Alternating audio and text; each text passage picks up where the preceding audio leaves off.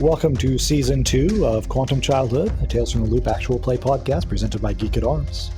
I'm Jacob H., and I'm playing Kevin Buford.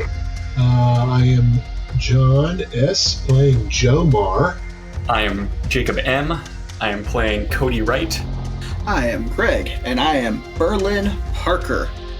And I'm Brian, I'll be the Game Master. And you have, to refresh everybody, the following pieces of information. You know, Karen Richards, the police officer, wants help finding evidence of a lake monster. Jana Reed, the girl in our picture here, thinks that there's a giant mutant alligator that lurks in Pitchfork Cove. A Dr. Ellis was kidnapped. You don't know what he is a doctor of. You know the license plate number of the van that Ellis was pushed into. You know Cody's dad was beat up by the kidnapper, or kidnappers. There may have been more than one. You have a copy of Dr. Ellis's signature. Everybody but Jomar has seen the faces of both Dr. Ellis and the kidnapper. You know that the kidnapper has, the person that you presume to be the kidnapper has a peculiar accent. You know that there are caves around Pitchfork Cove and that Cody has explored some of them. Berlin's dad is trying to decode a number station. You know that Berlin's dad got a job at the same place as Kevin's dad, and that those two were apparently exchanging information using a dead drop at the bowling alley.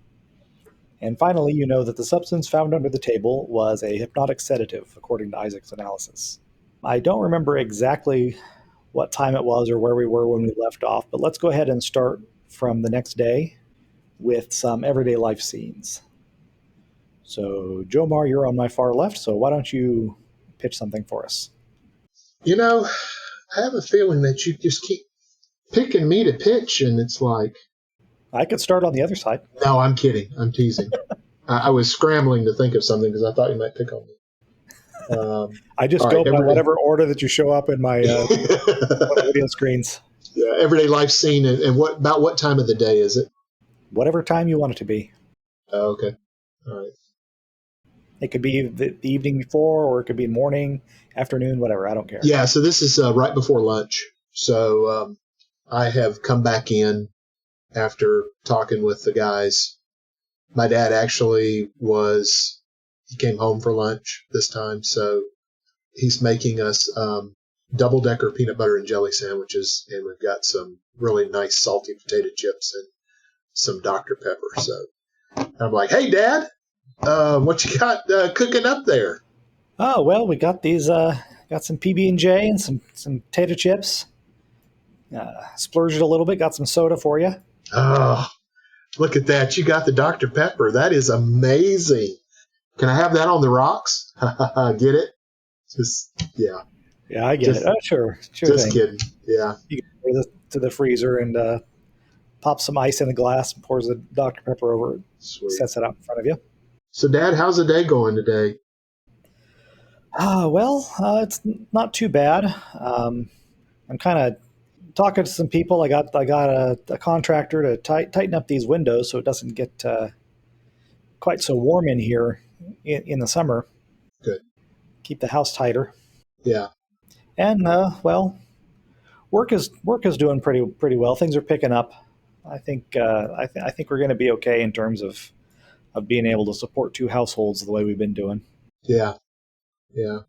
Well, Dad, you sure are taking good care of us. I really appreciate it. And yeah, we've been doing pretty good. Been hanging with the guys a little bit more, and we're staying out of trouble. And I kind of grin at him when I say that. And but it's been really good. We're becoming pretty good friends, and I feel like these are the guys I can really depend on. And, kind of like you, Dad. I feel like I can really depend on you and Mom and Krista, and it's been a good day and a good couple of weeks, and thanks for the sandwich and the soda. That's great. You're welcome. Now I was thinking about something. Yeah. I was wondering if you were planning on taking that driver's education over the summer. Get yourself a license so that you can drive to and from school. Maybe a job if you feel inclined to look for work. Yeah. I got a pretty good bike. But yeah, I've thought about the test. I at least like to look through the book and kind of see, what I need to learn. And don't know that I'm necessarily ready to hit the road, but definitely I could think about that and see. And yeah, I've kind of thought about some jobs. I could maybe hit the grocery store and do some stocking, or I could go over to the sports store or whatever and maybe help clean up or stock or whatever. And who knows, maybe I could go down to the police station and help them out there somehow or whatever. Oh, you're feeling really civic minded, are you? Well, okay, Yeah. I'll make sure and I'll get that application in it. The school sent us a letter about it Okay. this week, so I'll make sure and get your name down on the list so that you can take that class in the summer and Okay. Cool. get you a little bit more independence. Oh yeah, I appreciate that. Sounds good. Thanks, Dad. I appreciate it. Thanks for lunch too. It's great. All right. How about Cody? I am tinkering with my bicycle Okay. out in the garage, and one of my parents comes out. Doesn't hugely matter to me who. We'll make this your mom since it's daytime and she's at home during the day. She's taking the night classes. All right. You're enjoying the opportunity during spring break to see her a little bit more often. Yeah. She comes out and sees you work and she says, "Oh, is something going wrong with your bike there, Cody?" Oh, I don't think so. I was more, I got to reading a little bit about bikes and how easily you can tweak them. So I was thinking about switching out my handlebars. Now that I look at it, it might be good to give it a tune-up, but I don't really know what I'm seeing. I just think it'd be neat to have some new handlebars. You can get them in different shapes. I had never realized that until I started looking at books about bikes. There's all kinds of crazy shapes out there. Oh, really? Yeah. Oh, yeah. It's seems mostly for, I don't know, when people are more serious. I don't know how serious I am. I just think it's kind of cool to figure out how things work. Well, you've always been good with your hands, that's for sure. I try. It's funny that I had never tried looking at the bike before. It really doesn't take that many tools. Did you and Dad ever fix bikes or cars? We right after we got married, we had a couple of 10 speeds that we bought, thinking we would go out bicycling all the time. But it's one of those things where you think you're going to do something and then you never seem to get around to it. And those bikes hung up in the garage for years and years. And I think we took them out maybe 4 or 5 times. We spent a good mint on them and just never really used them. But when I was pretty young, I played with some amateur radio stuff. Built a little shortwave, crystal antenna, that kind of thing. Oh, yeah? Mm-hmm. How does that help you with the computer class stuff at all? Not so much. The circuitry, the analog circuitry, doesn't really have much to do with the computing. I suppose if I wanted to get into more electronics, then that would be more useful. But I'm enjoying the computers. Yeah, those things are crazy though. You open those up, there's nothing to hold on to. It's all tiny and it seems so clean. Not like a bike where you can really literally get your hands dirty. Oh yeah, I don't know much about the actual mechanics of what's going on inside there. They're just teaching us it's the 80s, so she's probably learning Fortran or something like that. Basic. Right, basic. And my mom learned on punch cards. Oh yeah. Anyway, so we don't really have to know anything about how it works on an electronic level. I guess it's all integrated circuits now these days instead of vacuum tubes like what I learned working on the radios. Entirely different kind of thing. You ever worry about that? I don't know. I feel like if there was a a box attached to the bike that it needed to go, but then when you took it apart, didn't know what was happening. I'd be worried that, it could like fall apart or take me somewhere I didn't want to go. Oh, well, I guess I never really thought about it, but time marches on. The computers are going to be with us one way or the other. I figure I might as well know something about them, or else I get left behind. Yeah, I guess you're probably right. And, honestly, it helps me a little bit being able to talk to your dad because he's dealing with the machines all the time at his job. Oh, yeah. No, Dad.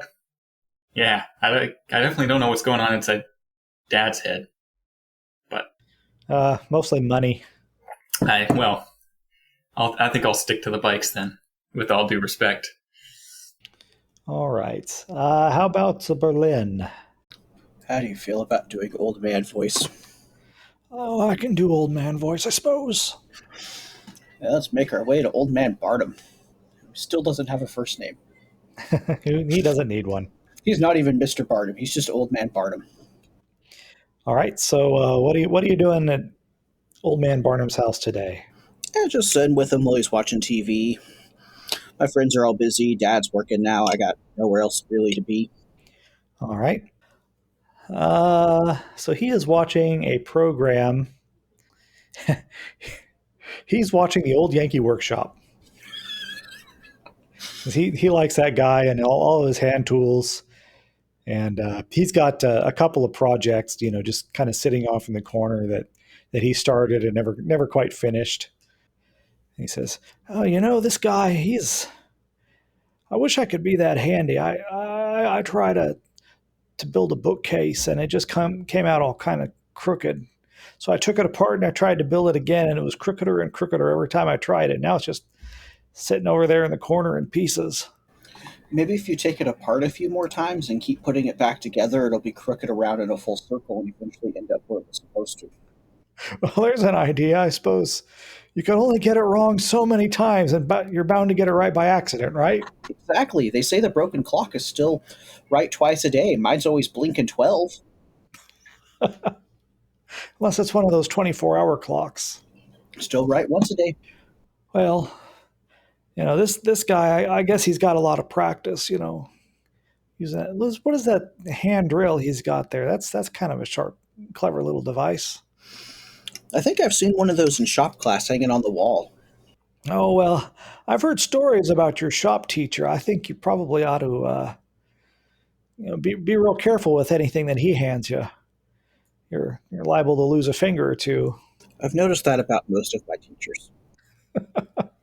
Yeah, it's a bit of a few characters up at the school there. That's for certain. Although I went to the principal's concert the other day, he was having this like vocal recital. It was real interesting, singing all kinds of like Ray Charles and that kind of thing. Oh, cool. I didn't know he did that. Yeah, he's a strange fellow, that's for sure. All right, this doesn't seem to be going anywhere, so Yeah, sorry. The only person that I actually had clues for was Kevin. I was like, is the clue going to come from the principal? Nope. No, He sings just popped into my head. Gotcha. Yes. And New Yankee Workshop ran for 20 years. Okay, so then eventually you gather together again someplace. We'll go ahead and put you back at your hideout. Yeah. Sweet. Maybe I should just give you the clue and try to do my Kevin impersonation again. Is that something that happened? I think I did that a few weeks ago. So you're gathered in the hideout, and Kevin comes in. He says, guys, check this out. So I was at home and I was talking to my dad, and he's getting stuff out of his briefcase, and he pulls out this file folder, and it's got this picture clipped on the front of it, and it was that Dr. Ellis guy. And so I was kind of curious. I didn't say anything to him, but when he was in the other room, I took a look at it, and he's got this whole profile on Ellis, and there were some notes in his handwriting about his schedule and even his habit of going out for work, out for drinks at Hobnobs. I don't know, guys. What do you think about that? Doesn't your dad work at a pen factory? Yeah. Why would a pen factory be kidnapping doctors? Yeah, what's he checking the doctor out for? I don't know. Because your dad has to be in on it, right? Well, he was acting all shifty a few weeks ago. Maybe Dr. Ellis didn't like the last shipment of pens that he got, and your dad is having to redo the shipment and bring him a whole new run of them. Maybe that's it. Maybe. Or maybe they're just trying to get rid of any bad reviews then. Yeah, I heard about this thing that they're going to have in the distant future called Yelp.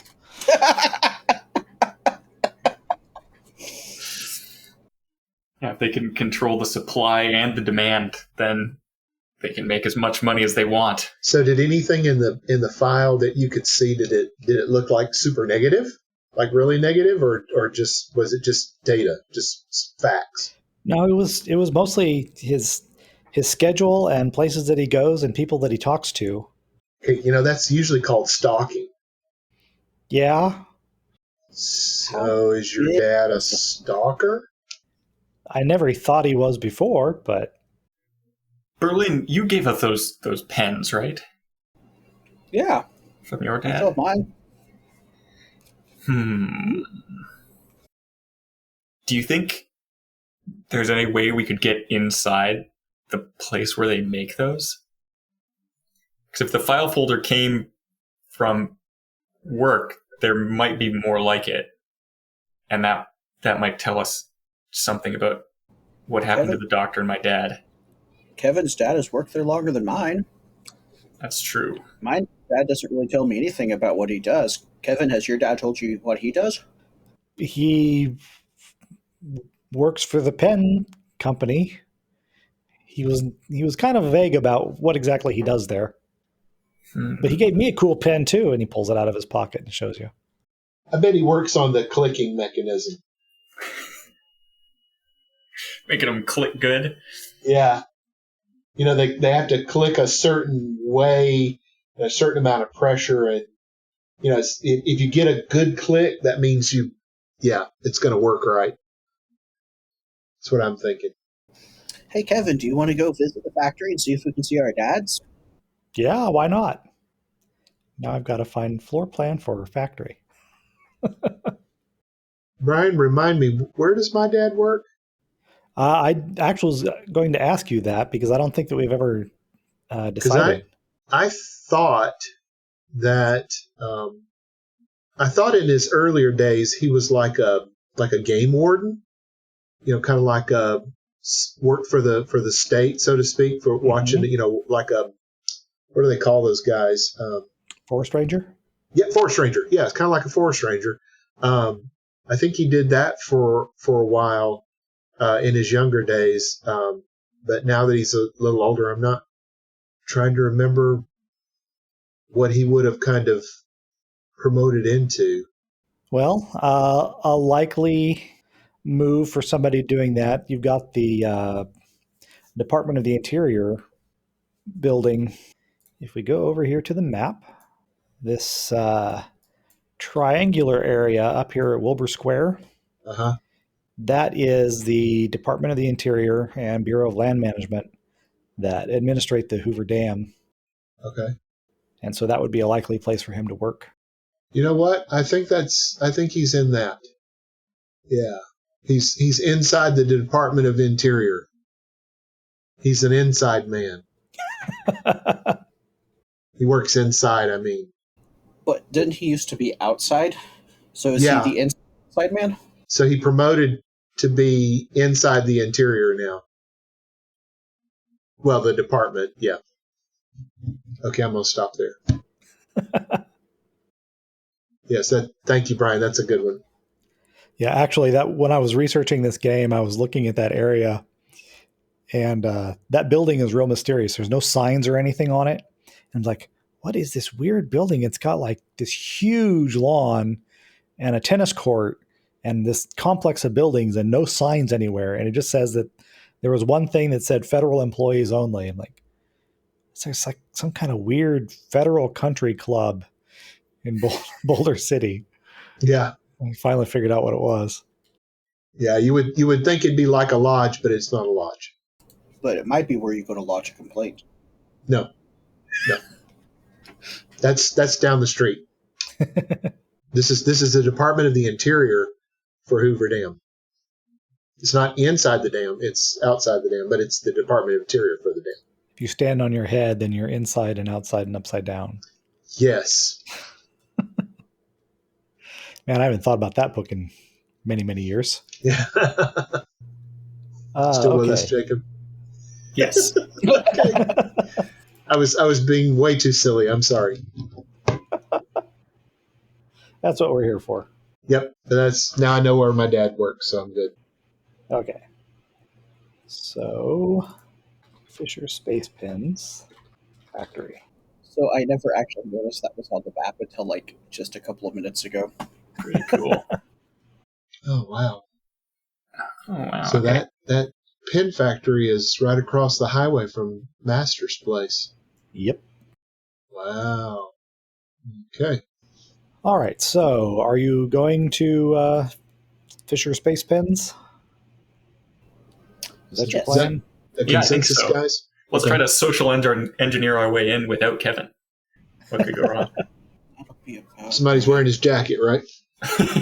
that's right. Let's mug him and take his jacket. Yeah. You cycle across town, get over there, and it's a pretty big building.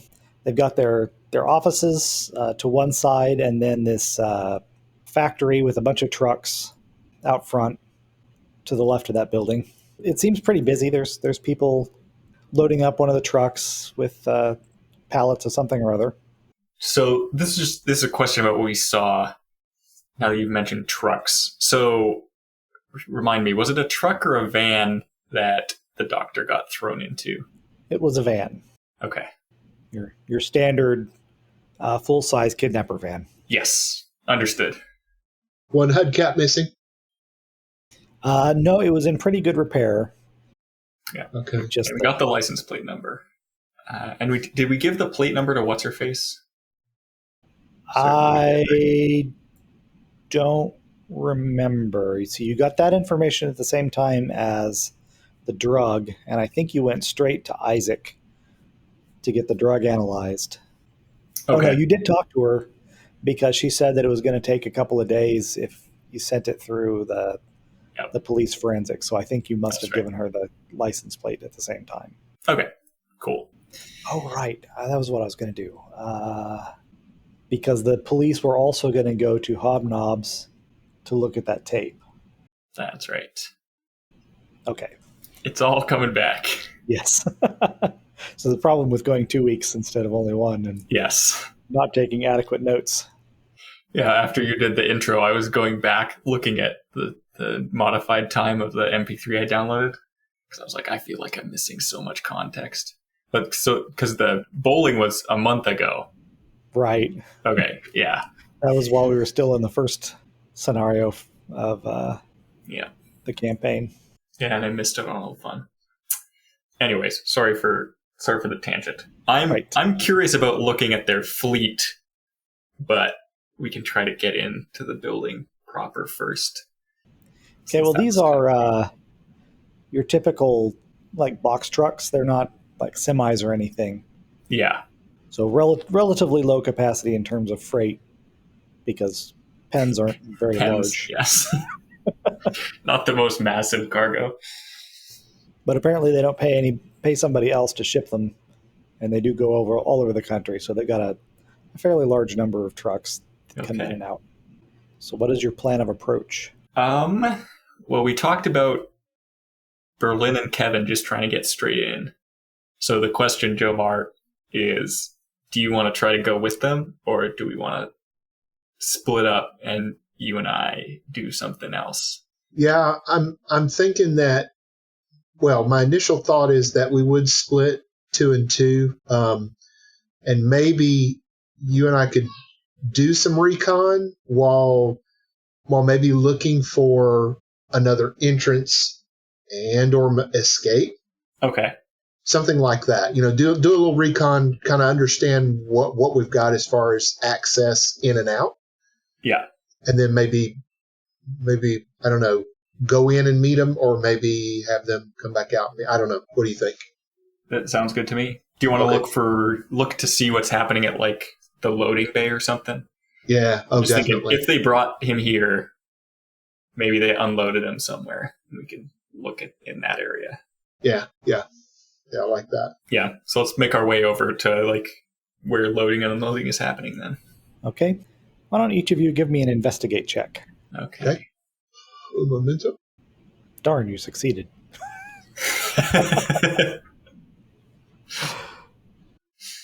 And what was that you want? Investigate. Okay. Yes. Oh, great. All right, let's try it. Yeah. 3 successes. Okay. Quick, Well then. think of something to tell us. Hurry up. Just kidding. Just kidding. Yay, So you get investigation. to ask questions. You may ask me 3 of these questions. You do the honors.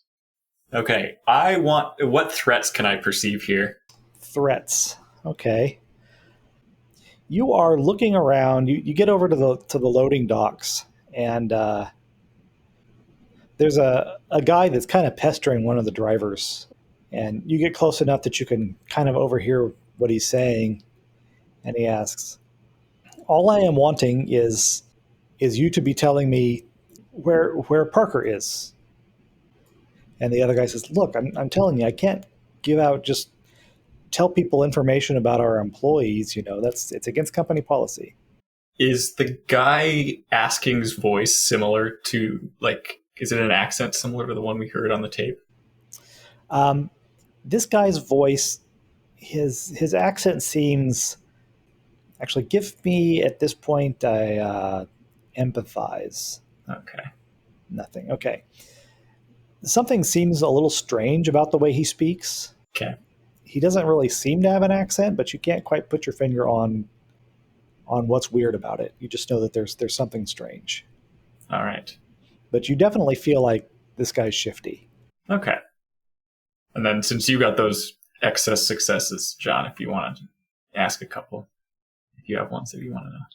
Oh, sure. So how can we get in and out, or how can we get in and out past any guards in this building? Around the side, as you're reconnoitering, you see that an emergency exit has been kind of propped open. Somebody's shoved a newspaper Suspicious. under it to keep it open, and there's a lot of. Is it today's edition? If you want to go there and take a look, you can find out. No, I'm just kidding. There's a lot of cigarette butts just like right outside that door. Looks like probably somebody just props it open to be convenient so that they can get in and out and take their smoke breaks. Okay. All right, and we get one more question. All right. You want this one, Cody, or you want? No, go ahead. I was going to ask the same thing. Okay. But last question I'd like for us is, what is hidden here, and where can we find it, or what location do we need to be looking towards? So given that you know that this shifty fellow is looking for Mr. Parker, and you presume that that's Berlin's father, Yep. You think that probably whatever information it is that you want is going to be wherever he works. So you need to find out where normal Parker, if he's got a locker or an office or whatever. Mm-hmm. Okay. Yep. All right. So, Code Man, I think this door is our doorway in, and I've got this suspicion that maybe, I overheard that guy talking about Parker, Mr. Parker, right? Maybe we need to find something associated with I guess that's Berlin's dad, right? I mean, could be. Yeah. I don't know how common the name Parker is, but okay. So maybe we go in through this door and kind of see where, the lay of the land.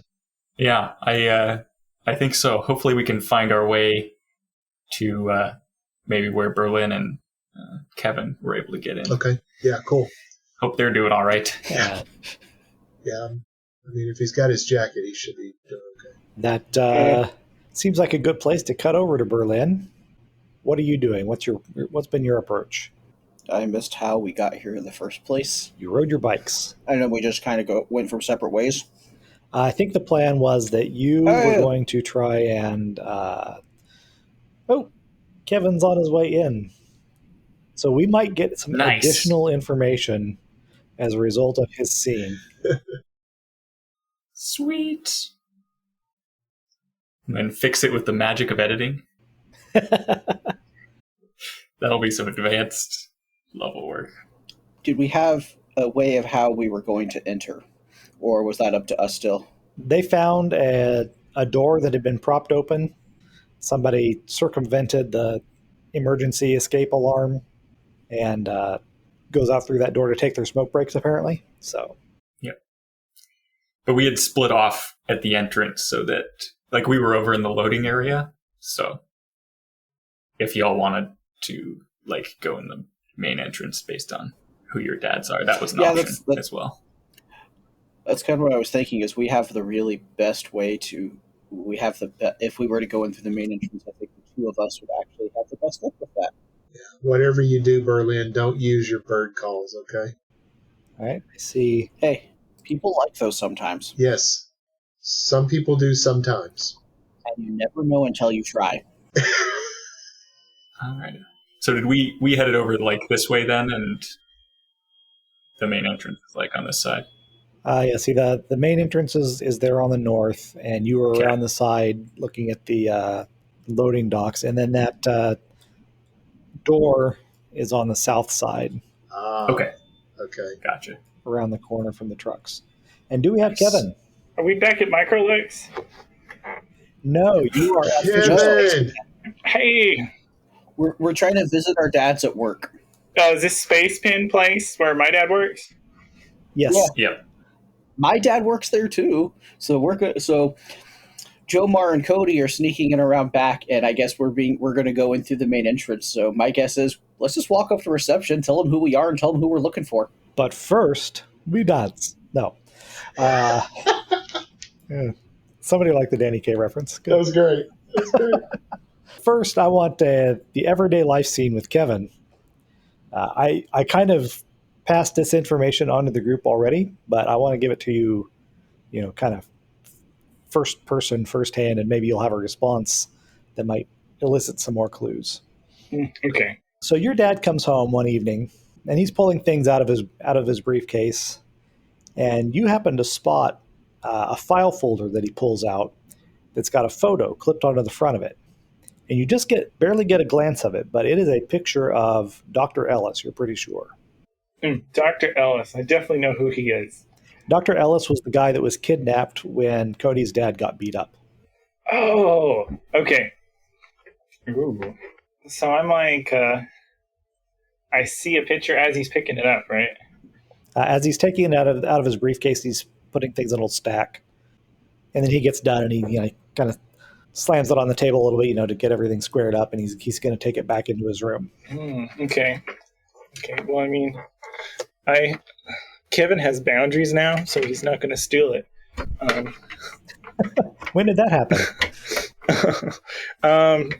I think I failed a lie roll, and someone else charmed me into having healthy relationships. Yeah, it was a curse, I think. Okay, so I want to just kind of, when I know he's not going to be there, I want to maybe steal it. I mean, look into it, approach it. Okay. Give me a sneak roll. Oh, well, I want to create a diversion first. I with your take blood relatives. a sack of cat food, because I don't think we have a dog right now. 50-pound bag of cat food up on the roof and just kind of leave it where I can see it slowly dropping where it's going to fall off. And I go down and I just wait until the big clunk happens. Okay. Give me a sneak roll, but give yourself an item for the cat food of +1. +1. Okay, I don't actually know how to. Oh wait, I do. I do. I'll have to add a new item. I'm not leaving any of those. +1. Yay! All right. So you go into your dad's home office, and you're poking through his files, and you find this file folder with Dr. Ellis's photo on it. And when you open it up, it has several pages of notes in your dad's handwriting, and it's got a schedule. Like at 3 o'clock he went here, at 4 o'clock he went there, and including his habit of going to Hobnobs after work for drinks. There's nothing else there, just the photo of Ellis and then his personal schedule. Oh, okay.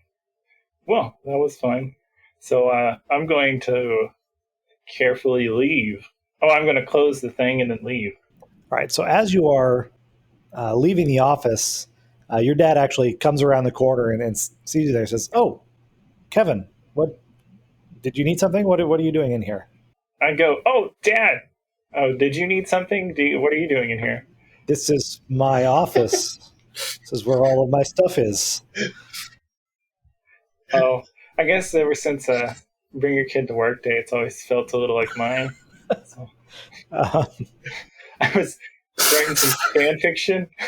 Do you want to see it? It's pretty good. I want to tell you about it. okay, sure. What's it about? So you remember when Optimus Prime died, and I cried for a week? It turns out I just corrected that in my fiction. Didn't they bring Optimus back though? It was a complex storyline. I act complete shock. I'm like, what? I've wasted a year of my life. Oh, well, that's interesting. Yeah, I remember that movie and how strangely emotionally involved in it you were. I didn't think it was that good. A little part of me wonders if maybe my dad really is evil. But I'm like, oh, I mean, different strokes, right? Oh, yeah. I was just never really, into cartoons all that much, I guess. Oh, yeah, they don't make them like they used to. Yeah, give me some Bugs Bunny any day. Oh, yeah, I all these Greenpeace stuff. It kind of scares me. I don't like Greenpeace? all those animal tracking. What if the animal's gonna take over? I worry about things like that. Oh, well. Why don't you get out of here, you wascally wabbit? Okay. All right. That's how you pass a charm roll without having to roll. Wow. Okay, so no additional information came out of that. After that, They all do. He was okay. Never mind. Keep going. I kind of narrated that information transfer to everybody else in your place. So after you had that conversation, you went up with everybody, lied out. You told them about the file folder and so forth. And then you got this idea that you were going to go over to Fisher Space Pen and try to learn more if you could. That sounds almost like my plan, except for the word break-in wasn't included. I'll go with it. Well, I think the intent was that Cody and Jomar were reconnoitering around the outside to see if there was a way in, while you and Berlin were going to go in and try and socially engineer your way in. Oh. So right. We had just gotten to the point where Jomar and Cody had found their ingress, and you and Berlin were about to make your approach. Okay. So perfect timing. Yeah. My Kevin senses went off. I didn't know if you liked my idea or if you wanted to try something different. As we literally just walk in the front door up to reception and say we want to see our dads. Let's see. So, if my dad is working with the people who kidnapped your dad's friend, if we both walk in at the same time, Cody's dad's friend, not my I thought dad's he was your friend. dad's friend. Oh yeah, No, it's Cody's yeah, dad's it's friend. Cody's dad's friend. Yeah.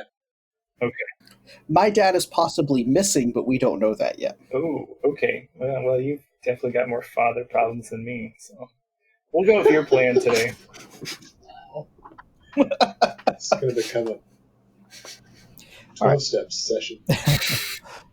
So you go in through the front doors, and this is a kind of an open plan office. You got the receptionist in front, and then there's several desks behind, and then a paneled in like private office back behind there.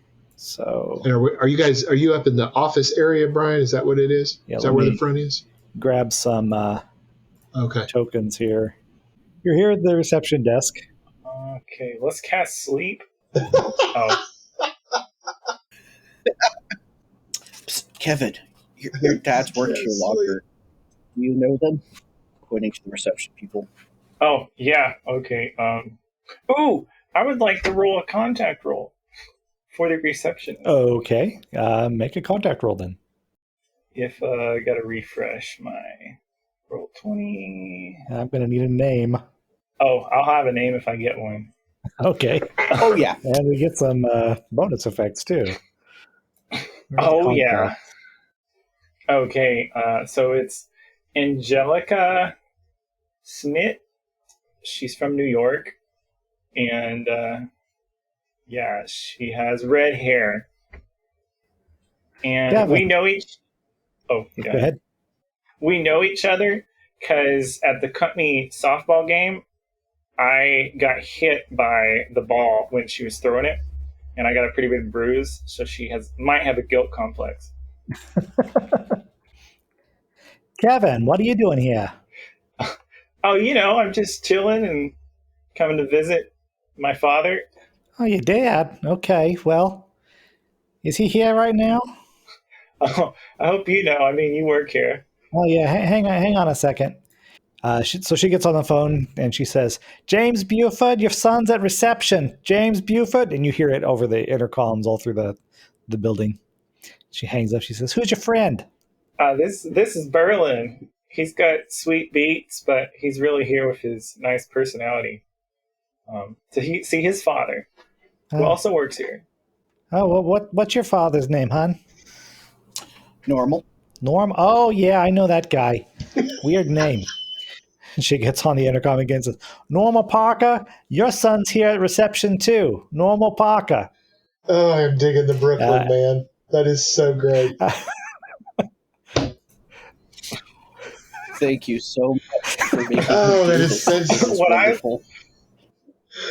What I love is today I got to see the exact moment on Brian's face where he created a new person, one new personality.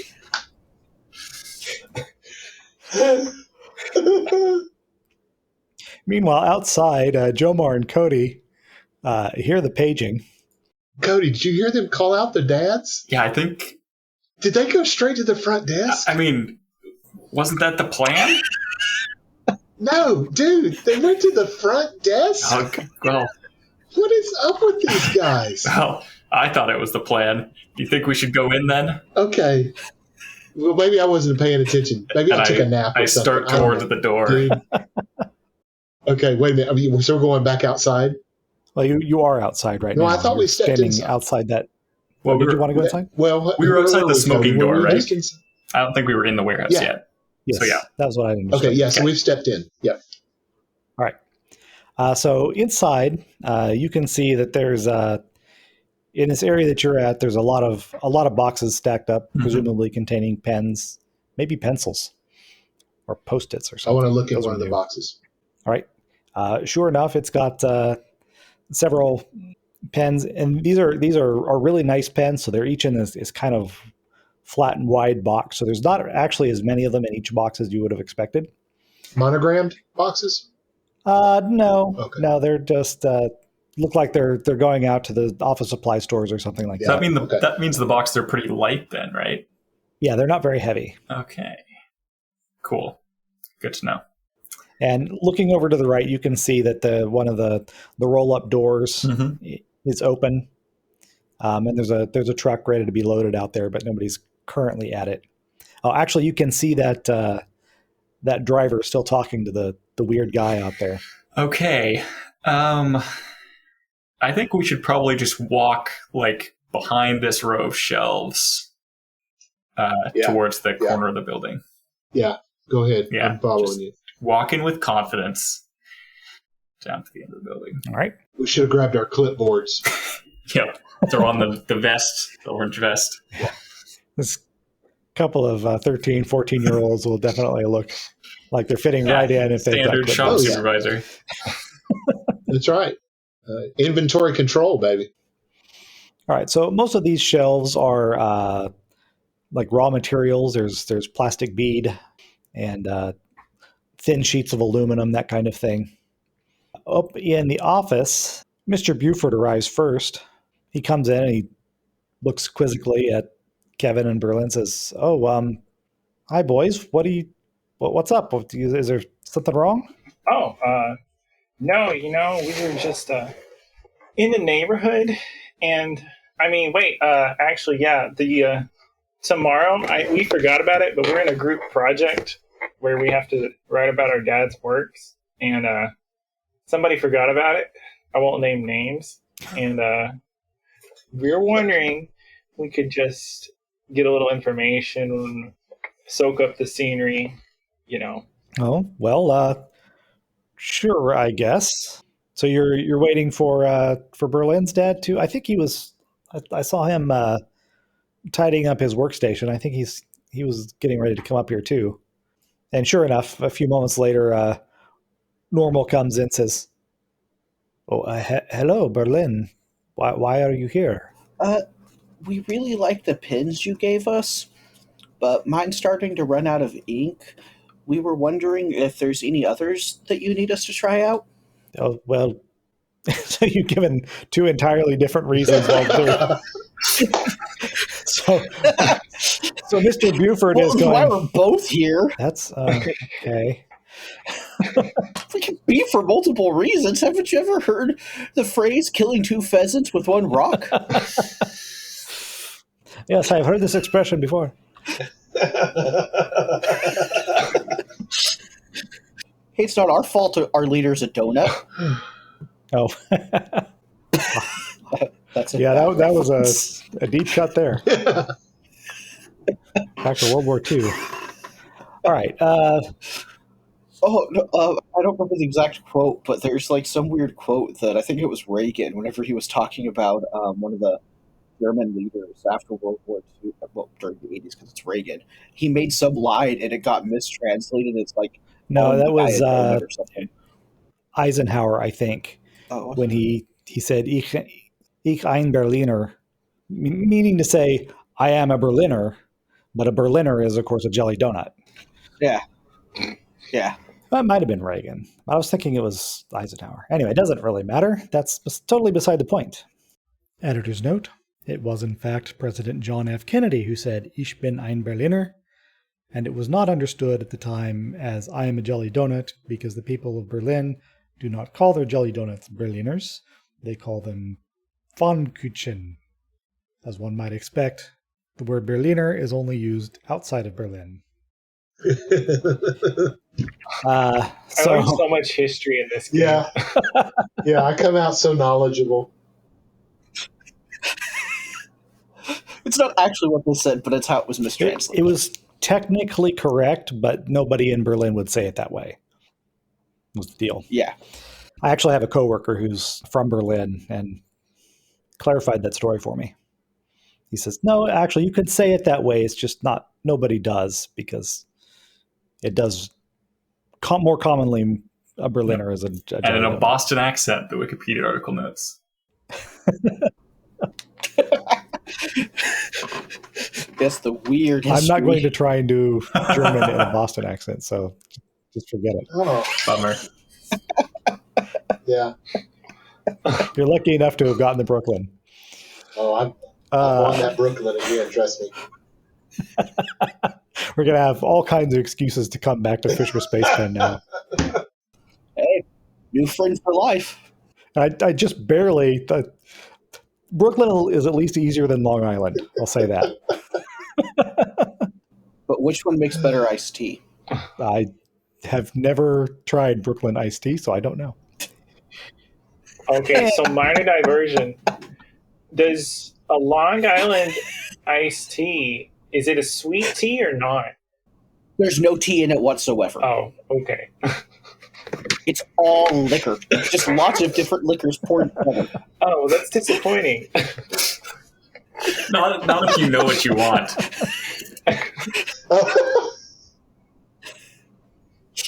You don't order it if you want tea. You order if you want something else. And I like the way that these names are set up here because it looks like it says Berlin Parker office. If anybody's going to get an office, it ought to be Kevin, right? One that locks from the outside. He at least has a picture. And require someone to cast 4 spells in order to not get. Okay, so Mr. Buford says, "Well, I guess come on and follow me out onto the factory floor, and we'll show you a little bit of what I do." Sounds great. But Liz says, "Yes, I suppose so." So you're out there on the factory floor, and Cody and Jomar are lurking in the corner back there. What can we see of the office from this angle? You can look down there, and you can see it's Okay. there's some windows that look out over the factory, Okay. and so you see Berlin and Kevin, come out. I want to try to move up, like behind this row, then, and kind of try to tail them or like follow them along, right, as they proceed out onto the floor. All right, so then your plan was to try and find a locker or an office or something. So I'm going to say that the lockers are actually along this wall near where you are. Oh, okay. So if you want to look into those, you can. Meanwhile, Kevin and Berlin are adequately distracting people by being themselves. Cool. At a glance, what kind of locks do the lockers look like they have on them? They don't. Most of them are not locked. Okay. Yeah. So do you just want to go over and see if we can get one of them open, Jomar? Following you over there? Yes. All right. Yeah. Let's go and find. We're looking for Normal's locker, right? Okay. And you still had. No, you had used all 3 of your questions. Yes. So if you wanted, you make another roll of some kind, if you can justify whatever it is that you want to roll. If you want the locker to be locked and you do a tinker roll or whatever, that'd be fine. Yeah, I mean, that probably gives us the best chance of success, unless you have. Well, yeah, I'm not good with the tinker. Yeah, I'm good at investigating. So let's identify that. Oh, there you go. So you find out that Normal's locker is in fact locked. So you pull out your trusty paper clip. Okay. Jomar is doing lookout for you, and you pop that thing open. Inside, there is just this rat's nest of wadded and folded papers and a thick book with just a black cover, and on the side of it says elementary cryptography. Okay. Are there any folders? Sure. There's a couple of like manila folders with like the clip on the top that have some papers stuffed in them. Okay. Most of them seem to be filled with lists of numbers and just like random jumbles of letters. Let's see. I want a little bit of extra information here. What should I give you? Jomar, this looks like complete nonsense. What do you think of it? Let me peek at it too. I'm gonna comprehend roll. Okay. Right. So many numbers. It's like that guitar tab stuff you talk about. All right. It looks like, based on all the numbers and letters in the cryptography book, that Normal is trying to break some kind of a code, and he's not having a whole lot of luck with it. You also find a newspaper with a classified ad that's been circled, and it says something. Let's see. Again, I'm having to kind of make this up on the fly, so bear with me for a few moments.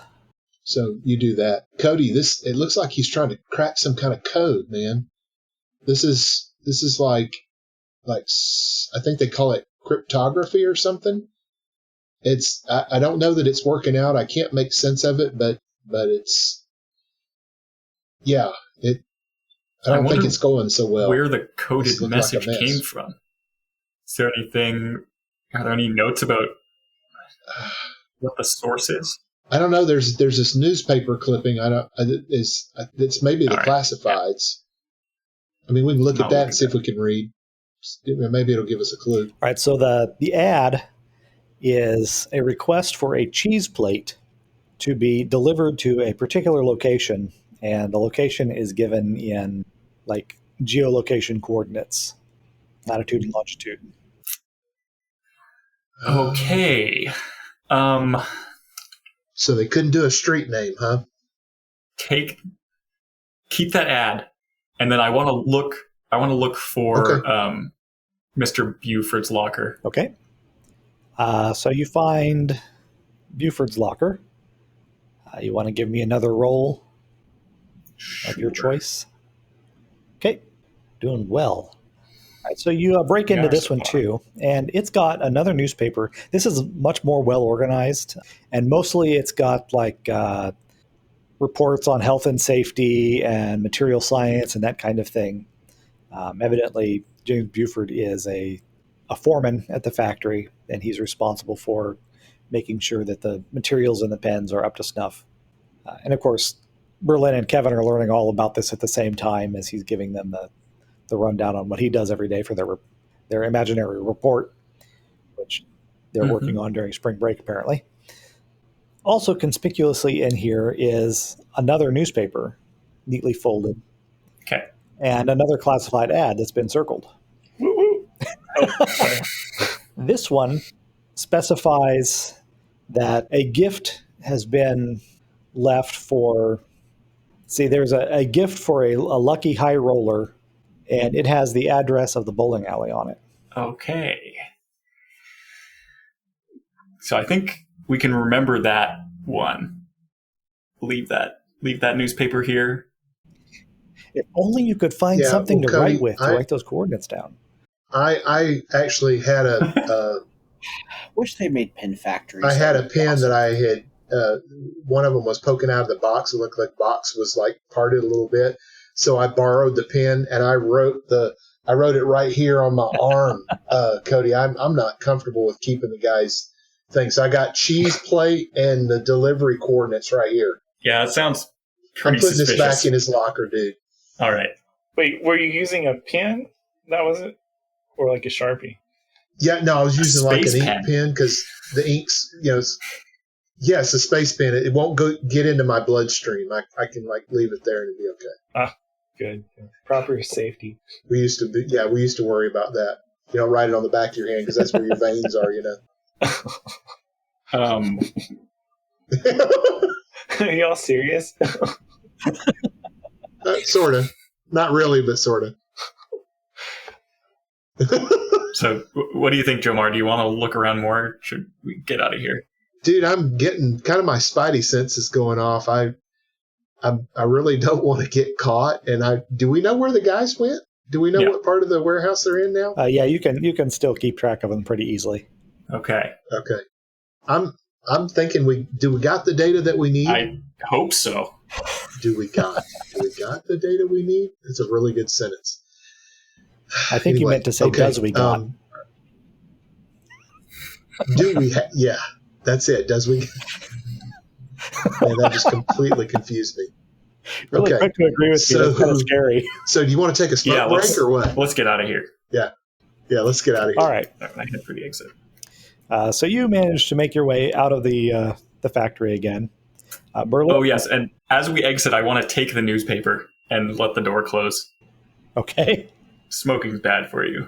Berlin and Kevin, did you want to do any role playing with the tedious tour of the factory? Oh, I'm okay. Yeah, I think we want to do it as much as you want to give An us. improvised explanation of how pens are made. And this is how they make sure that the ink flows with the pen upside down so it writes in zero gravity. So, Cody, did you slam the door as we went out to make a point that we were leaving, or No, did I you just took the quietly newspaper close and let it close. it? Oh, okay. So Kevin and Berlin do not know that we were in and out, right? I don't think so. Not until we tell them. All right. All right, so eventually you get enough data for your fictitious report, and you make your way back out of the factory. Angelica sees you going, "See you later, hon." That's my girl. Oh yeah, I hope your acting career takes off. Thanks. That's my girl. That is my girl right there, man. She's a rock star. Didn't know what to do with that one. Great acting. And my bonus effect is I want her to not have to roll to get a hold of her Okay. for the rest of this mystery. You actually get you had 2 successes or 3 successes, so you get 2 bonus effects. Nice. So, do you want another one? Yes, of course. Oh, come on. I need it to pop up. Oh. I'll just pick it up there. Oh, and I want to use her as an item. Okay. So she Technically, that's objectifying women, but I think it's more than technically if it's instrumentalized in the rules of the game. we can edit that part out. I'm adding her. It's a weird turn. Yes, I have no idea what use she is going to be in this mystery, but we shall see.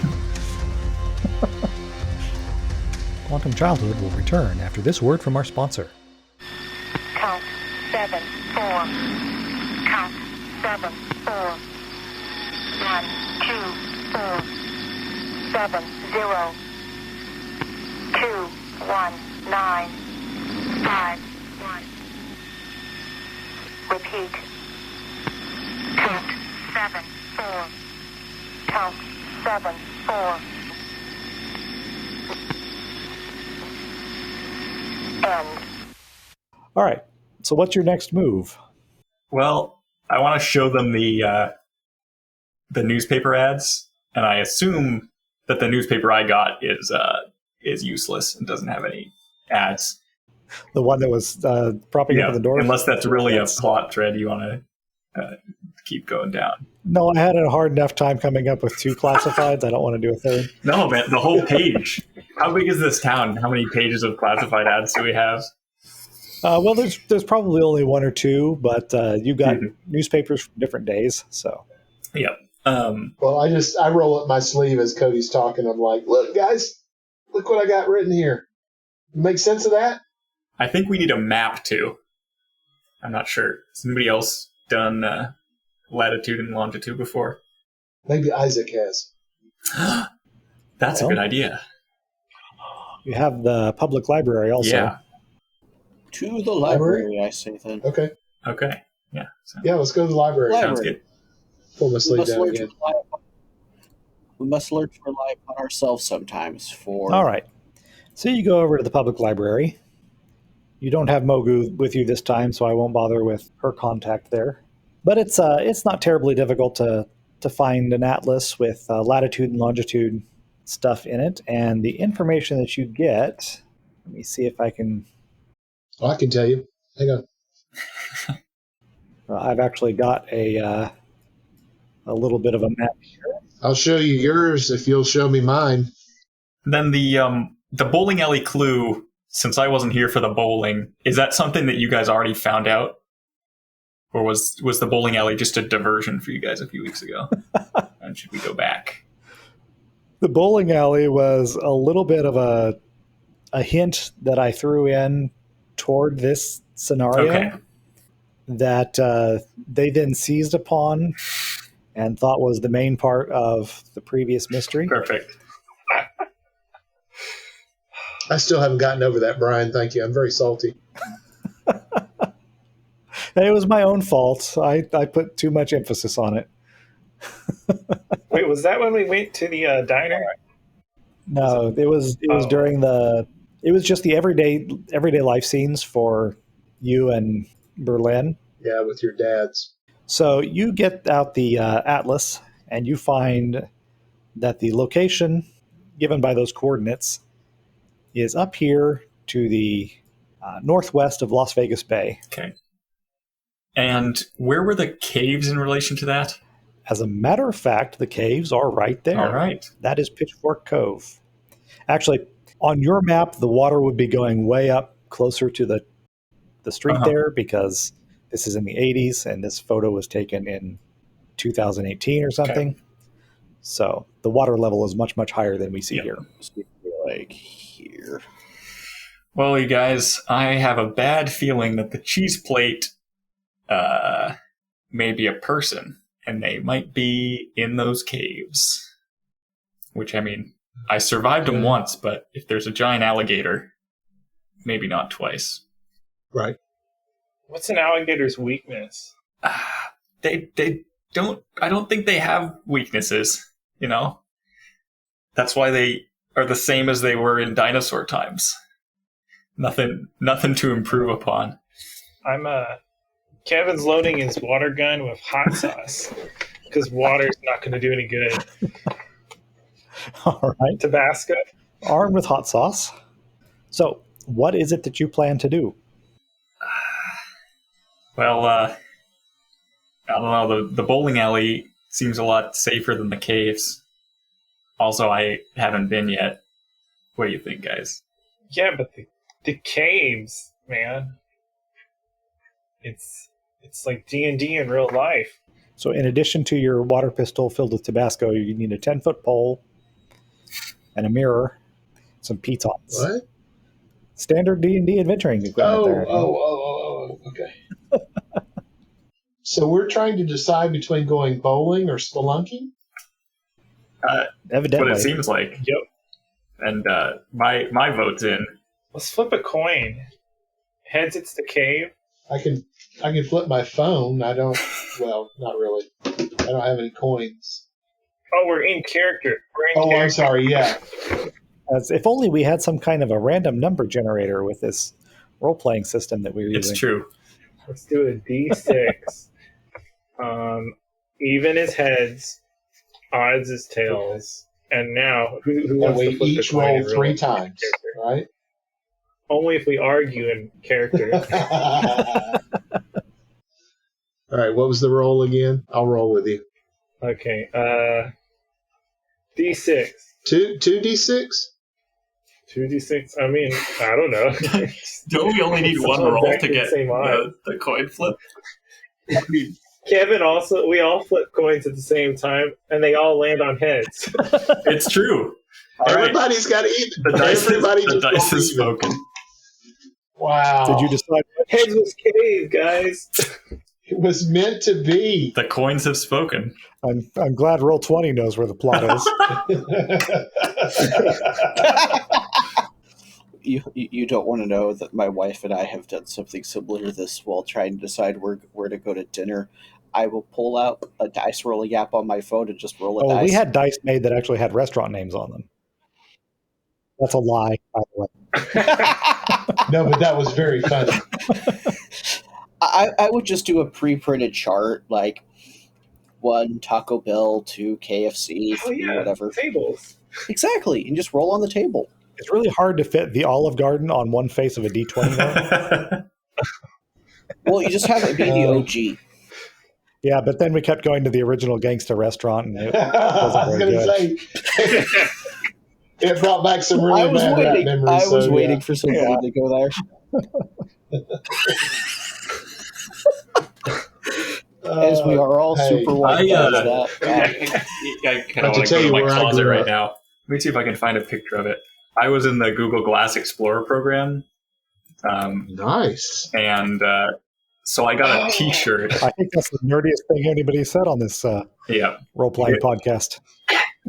it's pretty wild. But that's a really high because bar. of that, I got this shirt. I still have it. I still do think it's hilarious, but for different reasons. So when you said "done that, got the T-shirt," you really meant it. Oh yeah. Okay. Let me paste the link for you. There you are. I have that Oh. T-shirt. Well, you can search for it. I did multi. Wow. That's like multiple levels. Wow. I was doing mall security when that was That's a thing. amazing. And you wouldn't know how many things I had to put out about, how we were supposed to interact with customers who had them. And then the next question is, would you like to know how many customers actually had them? Yeah, like 2, right? 0. We never had one. Yeah, Yeah. that makes sense. Wow. All right. So then, how are you going to get up to Pitchfork Cove? How high up? Well, it's a good distance away. Yeah. No, like a sheer. How high up? Yeah. Not out. No, it's at lake level. Oh. A lot of the caves over there are grottos. Oh, I mean, we biked up there before, right? Can't we just bike up there again? we've been to the boathouse. It's It's about further up. it's this about way. twice as far Oh, as Black Rock Point. okay. Yeah, I misunderstood the scale. I was gonna say we have found boats at the boathouse before. That's true. We could approach from the water. That is, Oh, like storming the beach. yeah, an amphibious landing. Nice. Well, as the cave is a grotto, we're not really landing. SEAL Team 4. I love it. I mean, Not leaving you out in that, Brian. You're just the game master. So, you're not in the boat with us. he gets to be the alligator. Yeah, he gets to do that. So we should be SEAL Team 3 then, because we're only half as good. You could also possibly obtain a boat a little bit closer. Yeah. But yeah, I like the broad outlines of that plan a lot. Okay. And by obtain, do we mean we ask nicely and somebody just goes, here, your 4 kids, have a bunch of fun? Or the other version of obtain? We've done both, so, Because I don't think Pick we your can poison. buy one or rent one. Split off into pairs again, and we both try different methods, and whoever wins, we have a boat. Or we might have 2 boats, which means if something happens to the first boat, we have a backup boat. True. So you got the possibly whatever boat that Mr. Hernandez was using. Yep. You've got Dr. Hartman's boat. Yep. Which is Oh yeah. closer by. It's at Boulder Harbor. Yeah, I like the 2-boat idea. In case one gets blown up, we have another one to get away with. Or Eaton. Or we have to go through where the time rift. Well, we have to go through the area where the time rift was. Who knows? Maybe one boat will be sent 9 months some direction in time. Oh boy, that makes things more difficult. Let's take. We could take Hartman's boat and pick up the other boat all as we go. Yeah, Okay. Okay. hopefully. But if we do time travel, let's hope we go back 9 months in the past, because then we'll have 3 boats now. So a whole flotilla. Exactly, and then there would be 6 of us. You just have to make absolutely sure that third boat doesn't get damaged, because then Oh, okay. both boats will sink simultaneously as one of them ripple effects. Yeah, I'm just thinking, what was that movie? The one with what's his face? The time travel movie. The butterfly effect? Looper? Was that? Looper. No. Looper was a time travel movie. Yeah. 12 Monkeys. Yeah. Bruce Also a Willis. time Where travel they're movie. chasing each other and then like body parts start falling off. You remember that scene? No, was that Looper? I Or don't was it? think Oh was yeah, yeah. When I don't remember that. I don't remember Frequency, where the guy's hand withered in the middle of the fight. I thought Looper that happened too. It may have. I only saw Looper once. It's a common time travel thing. Yeah. That's why you're not supposed to talk to yourself in the past or future. Mm-hmm. I like the But you can talk to your ancestors and your descendants just fine, even if they look just like you. what's the well, primer? but that was disproven in Back to the Future, Yep. right? I like the Yes. Then some stranger's going to hold their hand in front of your face and it'll fade away. I do like the primer model where you lock your doppelganger in the attic Oh, that was a trippy movie. repeatedly. Spoilers. Apologies. I don't think it matters. You can't give spoilers for Primer because nobody It's makes true. sense of the movie. Like I was told what was going to happen, but this still makes no sense. All right, so where were we? Stealing a Yeah, bunch about of to boats. take some Getting a boats. boat. No, borrowing. Borrowing. Borrowing with no intent, with no proper intent to return. I don't think that you have no intent to return. Well, It's you, just right. no intent to ask permission. No high intent to return. And if we're going to borrow 2 boats, should we just go ahead and borrow 4 if we can? I don't know. That's 4 times as many chances to fail a piloting roll. At least if one starts sinking, we can just climb on the other ones. Wait a minute. So are we not getting boats that are viable in the first place? I don't get it. I'm just envisioning our boats like when they attack the Death Star, with ships just randomly sinking as we scream. I was just kind of thinking just tie all the boats together with rope and just kind of make a chain of it. So when one sinks, they can all sink. We're in it together, boys. Oh, goodness.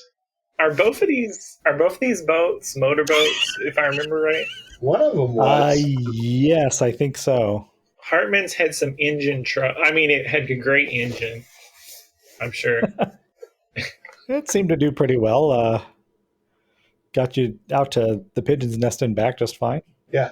Okay, sounds good. And we bring some snacks and soda. But no corn. The what? We don't need corn this time, right? Oh, We always wow, that's a low blow. Kevin starts crying a little. It wasn't meant for. Okay.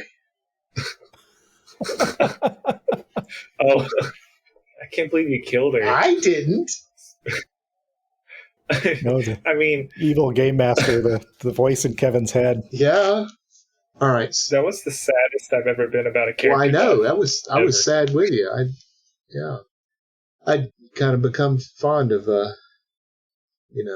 Of Brian doing a pigeon voice. her. Yeah. Yes. Oh, I figured out my problem. About time. Okay. So we're heading where? Up the lake, right? I guess we'll go ahead and hand wave a little bit of this. We're at 7:30 already. Let's see if we can get to the end. All right.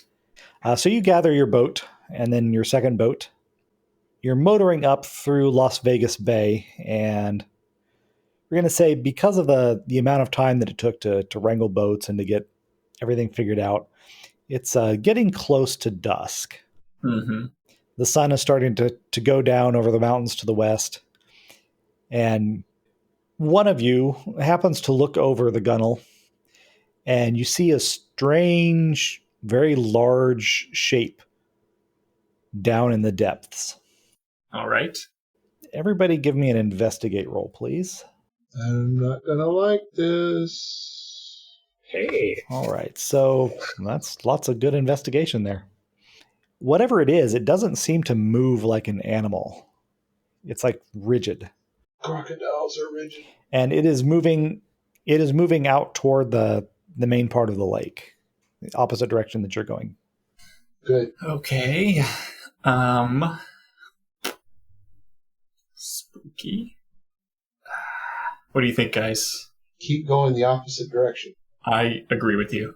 So how close are we to the caverns, caves, holes in the ground, places we need to go? You're getting pretty close. You're about 2/3 of the way there. And at this point, Kevin, your walkie-talkie beeps at you. Oh, okay. Somebody said, I hit a button. Right. Or I listened to it. all right. Karen is on the other end, and she says, Kevin, are your ears on? Of course. Over. Shh. All right, I forgot to say over. Look, the police went over to Hobnobs, and they were looking at that tape, and there's something strange about it. Apparently, the kidnapping that you claim that you saw isn't on the tape.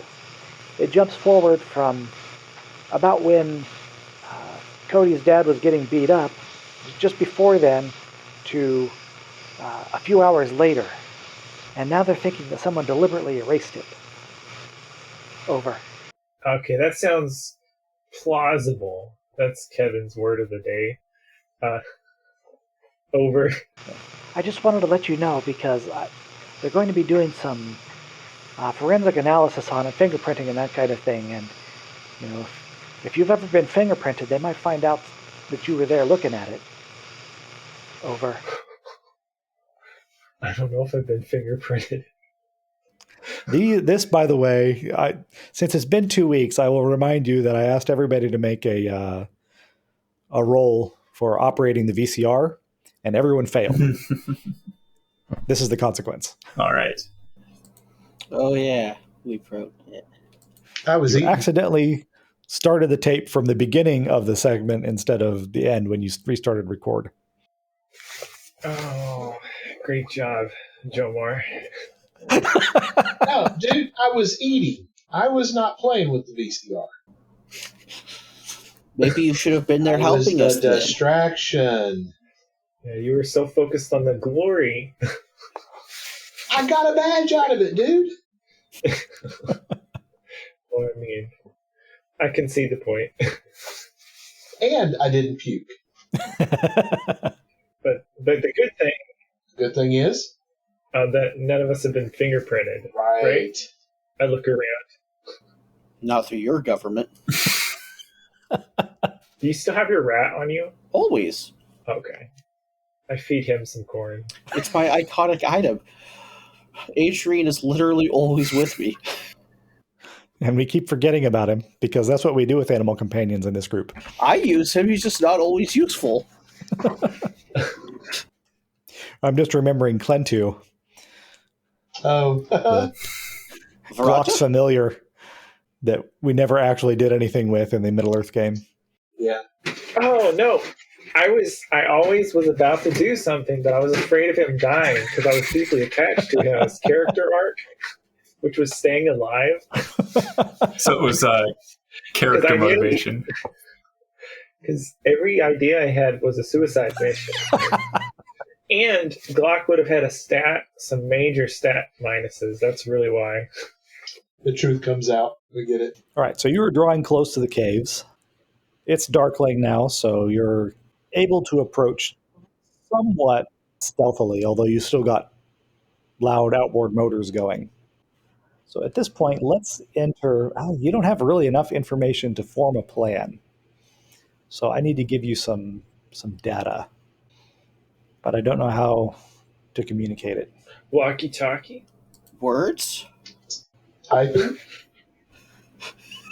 Well, typing was fine, but that's The not going to help. mechanism is not the problem. Oh, I forgot her name. The lady with click. Laura. Oh, yeah. Jana. Jana. Jenna, yeah. Laura. She could totally just see us motorboating down from the coast and holler at us. That is a very, very good idea. So she does see you, and she recognizes you, and whistles out across the water and waves. For the listeners at home, Greg is gesticulating wildly, waving back. Shaking the entire boat in the process. Not the boat I'm on.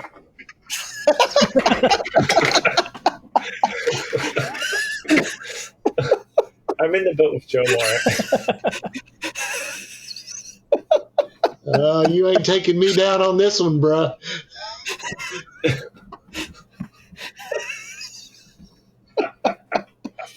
Oh, That seems like a good division. One sane person in each boat. Yeah. Somebody's got to be able to handle Jomar. oh, great. Thank you. Appreciate that. He's an animal ever since he won that award. Oh, yeah. Yeah. Eat almost anything. Especially some corn. So are you going to pull over isn't exactly what you would do. In a boat. Pull up. Yeah. Divert over to where Jana is. Divert. Yep. Yeah, we're right. diverting to Jana. So you Laura. pull in a little, I guess, a miniature fjord, if they have those in Lake Mead. It's your lake. You tell us. Is it the Gerald? Huh? The Gerald Fjord. I don't get that Oh, my word. Go ahead. one. Oh, okay. We're in. I got you. We're seeing. Presidential jokes Yes. now. I see. Yes. Remember, he was gesticulating wildly. Right. We're getting there. So she said, "Hey, Hey, did you see it? see what? Whatever it was, it was pretty dark. I couldn't see it very well, but something came out of one of those caves down there That thing? and dove down under the water. Yeah, we saw it. What was it? What was probably that alligator thing you were telling us about? Well, I thought so too, but it didn't really look much like an alligator to me. It was like round and shiny. Like a submarine? Maybe. That could be. Could have been like a big Canon printer.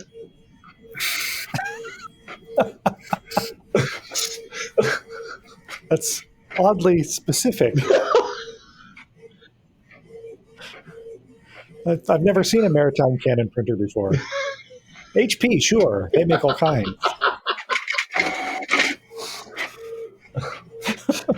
So how many times, Jana, right? Yeah. How many times have you seen this thing? Well, just once before, but it was pretty far away, and I thought I thought about those rumors about the alligator when I saw it. But this time I was a lot closer, and it didn't look like no alligator. Well, it sure was big enough, and we're glad it went the opposite way. Because I don't know, that thing was huge. So what are you doing with the boats? Well, we think somebody may have been kidnapped and taken to the caves. Whoa, wicked! Can I come? Sure. Is that your friend? Your friend, can he see in the dark pretty well? I don't know. Click, can you see in the dark? He doesn't say much. All right. Well, I mean, we're heading to the caves, and it's going to be dark either way. So choose a boat, and we can go. Choose wisely. And I look at the people. And I brought my flashlight. All right. So Jana gets in the boat with Kevin and Jomar, and Click gets in the boat with Cody and Berlin. Okay. And you proceed onward toward the caves. Onward. And so Jana asks, so somebody was kidnapped. Why do you think that they're out here? We found an ad that said that there would be a cheese plate delivered to this location. It was in GPS coordinates. Cheese plate? Yeah, and I pulled my sleeve. See? Yeah, here it is right here. Oh, yes, that's definitely a note you've written on your arm. I think there's some kind of code. Lots of code stuff happening. They call it some kind of like. Do cryptography. You know anything about cryptography or something? Not a thing. I saw a movie once where they were talking about it. Had a Chevy Chase in it. Oh yeah. Sneakers or something? No. It's, although, ironically, Dan Aykroyd was in Sneakers and was also in Spies Like Us. Which was the movie I was thinking of. Very good. So you got there by like 2 steps. That was interesting. Yeah, by boat. Maybe not by car. By boat. Yeah, so we're just trying to figure out cheese plate and this coordinates. And Cody and I were looking at this cryptography stuff, and it didn't look like it was working out very well because it was really like not like synced out or anything. So I don't know. We're not sure, but we're thinking these caves have something to do with it. Well, hey, I've been into these caves sometimes, and I was noticing there was some guys with a van that came up. The caves go all the way through sometimes, and they go up into the hill over there. And they were bringing their van up, and there's a place where the road gets really close to one of the cave openings, and they took something in there, and then they put a bunch of like brush over the entrance so that people couldn't see it from the road very well. And I thought, maybe they were just camping or something, but kidnapping people, that's awesome. Well, yeah, I think that van sounds like the one that we saw kidnap the guy. Yeah, I bet that's the guy. Wow. Okay, so what are we going to do about it? I mean, do you remember where the entrance is? Yeah, but I think that if we try to go in that way, then they'd probably see us because, if you're kidnapping people, you put up a lookout. So maybe we should try and go in through one of the other caves. Well, yeah, here's what I was thinking. I wonder if we could wait near the entrance but not try to go in. And, since we have 2 boats, we could go through the caves and make a lot of noise and then if they try to come out, we could get the drop on them at the entrance. Okay, so now I think we can go into extended trouble. All right. Yay! So, because I think you have enough information to be able to form a plan of some kind. So, I have once again, have I got paper here? Yes, I do have paper I can write on. All right, so everybody, this will be a fairly light one because I don't want to beat you up over this one. So we'll just go for 3 times your number. Okay. So we need a total of 12 successes. All right. So then, Kevin, what skill do you want to roll? Well, contact. Okay. How about Jomar? Oh, let's see. Can I roll investigate? Okay. Investigate. And Cody? I'm going to move. Move. And Berlin.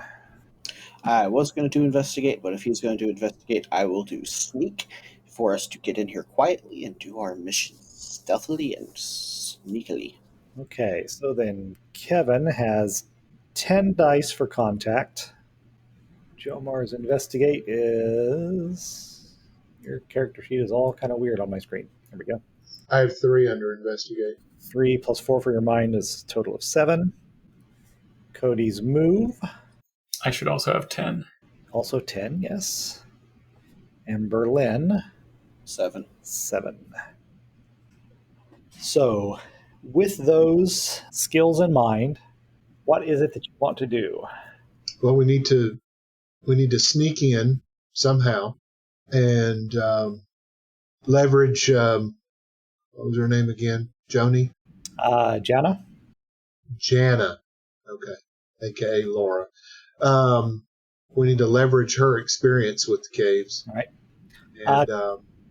And I think we need to try to figure out what was covered up by the brush, if we can get past any kind of lookout. That's as far as I've gotten in my brain. Kevin, who do you want to try and contact? So right now we don't know what type of stuff is guarding it, right? Right. I want to contact Jerry, my Vietnam vet friend, Okay. and ask him for like tips and stuff, or whatever would be helpful here. All right. That's not what I expected, but we'll go with it. A cave assault? I guess it makes some sort of sense. All right. So with these skills, it sounds like Jomar, you're looking for the best way in, looking for pathways. Yeah, initially trying to use the investigation to find the best, cleanest way in. Okay. All right. So let's start because Kevin's action is going to take a little bit of lead time. Let's have him start with his contact roll.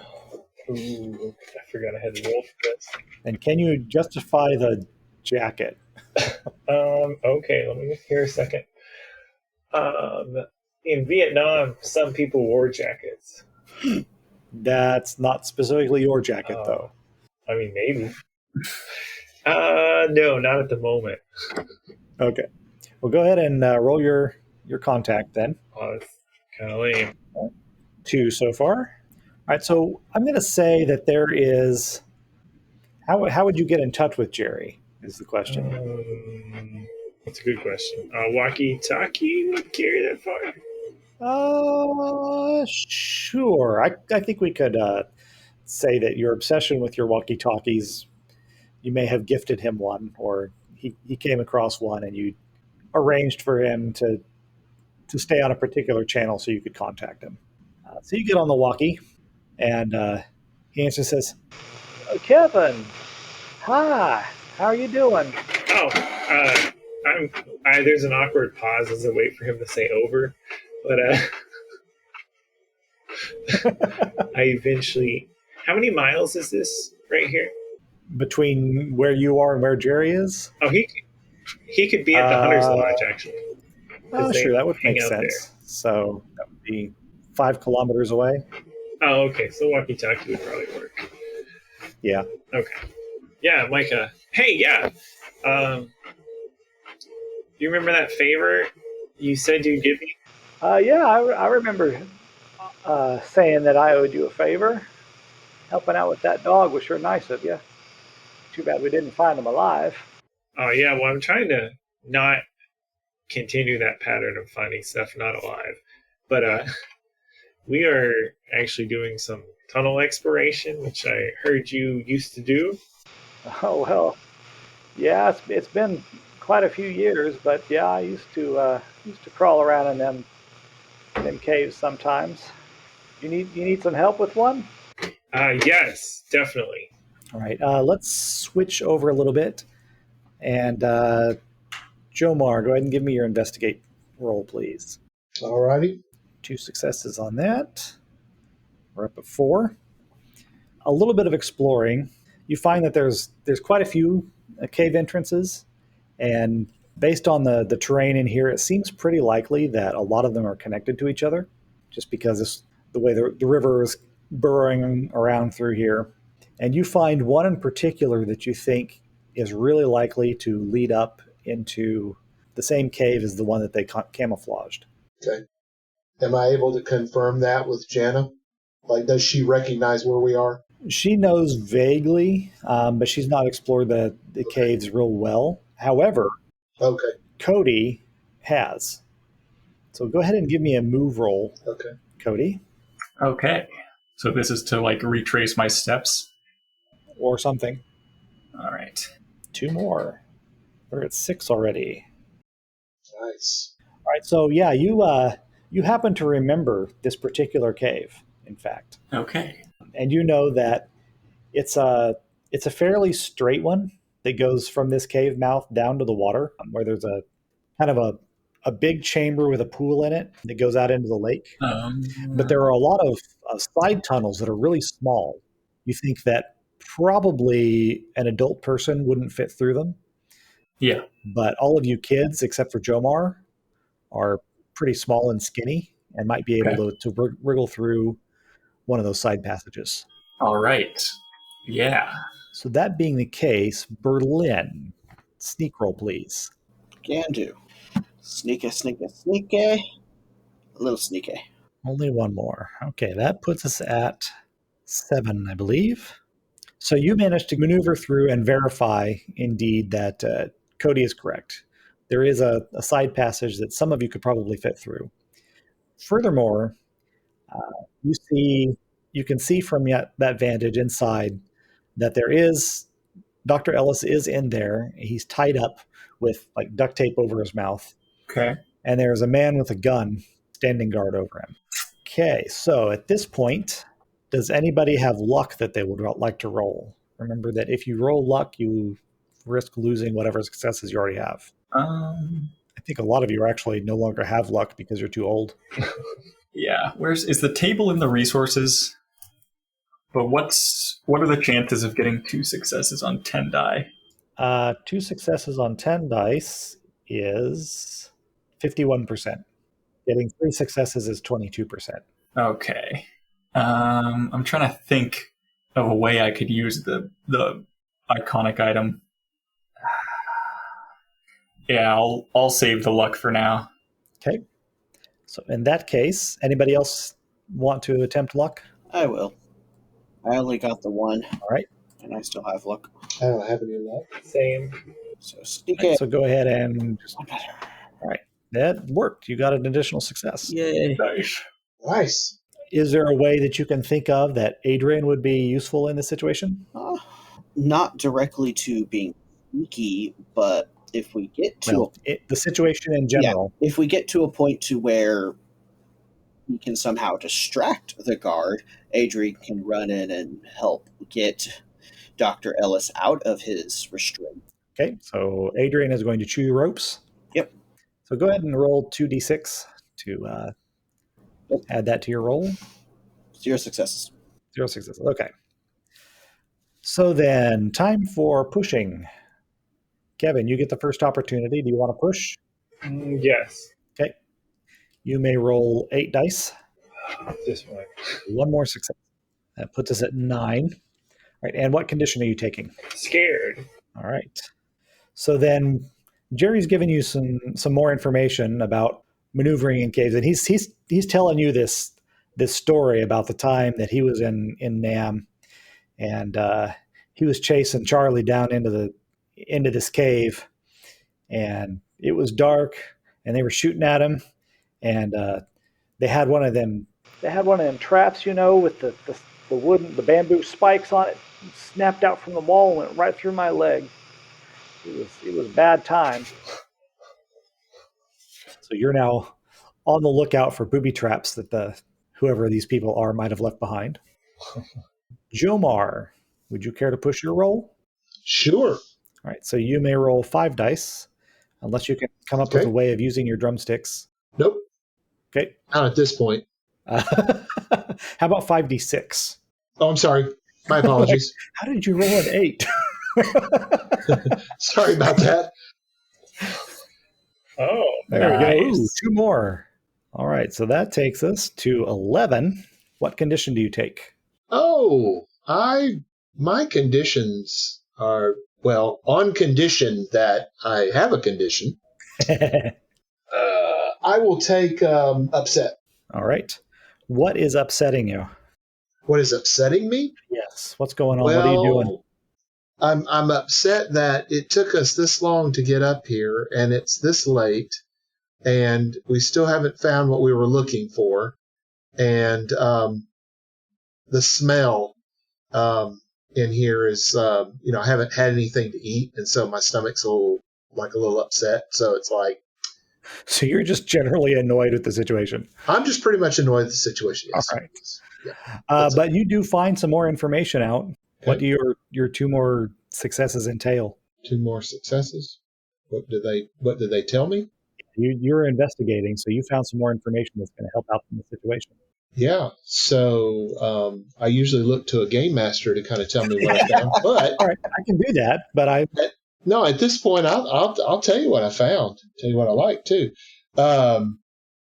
So I couldn't tell for sure as we were getting through, because I don't know. I can't remember how deep we had talked about going into these caves to see if we could get around to where the cave where they kind of hid the body. And so I think I'm seeing some kinds of tracks, like maybe some drag marks and maybe some footsteps, and just kind of trying to read that and figure out if that's going to help us get to where we need to be. Okay. And then I think I found either a piece or a part of a pin that was dropped over on the side of near the wall, the floor of the wall of the thing. a pin? Yeah, like a space pin from. Oh, yeah. That changes my story. All right. It doesn't have to mean anything. I just saw it. I just happened to look Hey, at I it. like it. I like it. Hey, there's a pin. All right, so you find one of the space pens in there. Yeah, and some of these drag marks and footsteps. All right. In addition to the pen, you found a place where it looks like a little planting area. There's a couple of crates set up. Pardon my phone there. And some diagrams. And the diagram is actually of a small submarine, which seems to indicate that Janet was correct, that it was a submarine that you saw. All right, so Cody, would you care to push your roll? Yeah. All right, you've got 8 dice. Or 10 if you can come up with a use for the lasso. Oh, yeah. I can't check conditions either. That's strange. That is weird. Yeah, I want to take injured. 1 more. All right, that's... How many toads do you have now? It's a good question. That was a low blow, man. But yeah, I want to try to move across into another one of the small passages, and I'll. All right, well, that was the last success that you need for getting through this. Sweet. So Okay. you don't even have to try. You can do. Perfect. Yeah, so I want to dart across into one of the other small passages then, but get spotted by the guy with the gun. Okay. And so he turns and shoots, and it like ricochets off the stone, but a chip of that like bounces off and slices my leg. Okay. But I've distracted him and gotten him to turn, which I don't know, gives everybody else a chance to move in or what have you. All right. So Jomar grabs these diagrams, these schematics for submarines, and all the other papers that he can see in the area, because whatever it is probably going to be useful. As soon as the gun goes off, Berlin realizes that's his chance, and he sets Adrian loose to go and gnaw the ropes. And these guys are starting to chase Cody, but Cody is fast, and he's used to moving around on rough ground in these tunnels. And whoever these people are, who are now they're now shouting in a foreign language. Jerry has given Kevin these guerrilla warfare tips. And in describing the traps and so forth, Kevin has rigged up this tripwire across the cave entrance. Cody spots it just in time, hops over, but the spies trip over it and wind up in a nice Keystone Cops pile. Berlin and Dr. Ellis escape down the opposite direction, down into the water, and swim out and around to the boats, while everybody else goes overland. And Jana orders Click to serve as kind of a rear guard. And so the robot is not doing anything terribly useful, but the spies stop to shoot it, which delays them long enough that you guys all get away and back out home. Nice. And we are just a little bit over time, so I'm going to go ahead and call it good there. All right. And we'll give you a little bit more denouement when we start next time. Thank you, Click. You're the best. And Click just clicks a lot. Why didn't we think of using a robot as a small arms fire shield in the first place? It's because Berlin probably would have picked Isaac or Asimov, and we like them. I like Isaac and Asimov too. We haven't made any other robot friends to do that with. That's true. If you're going to use a robot to absorb small arms fire, Asimov would probably be the way to go because he's a military model. Well, that's true. That's true. He was there last time we got fired upon, so it's only fair. Right. Good point. I got you. He's doing the firing. Exactly. Said he was there. I didn't say he was protecting us. And he can carry a mattress. We can hide it.